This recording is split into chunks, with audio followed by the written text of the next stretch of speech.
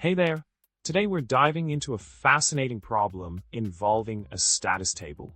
In this scenario, we're tasked with identifying uninterrupted sequences of arrows and gathering information from the rows before and after each sequence. Intriguing, right? Let's jump right into it. So, the key to this challenge lies in utilizing a powerful technique known as gaps and island problem solving. The solution provided leverages window functions to effectively pinpoint these arrow sequences and extract relevant data.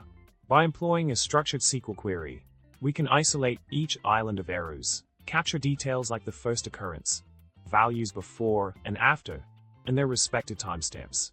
It's a smart and efficient approach that streamlines the process of analyzing the status table. In wrapping up our exploration of this intricate problem and its solution, we've uncovered a clever method for identifying arrow sequences and extracting pertinent information seamlessly. By utilizing window functions and a well-constructed SQL query, we've efficiently navigated through the data to gain valuable insights. I hope you enjoyed unraveling this challenge with me.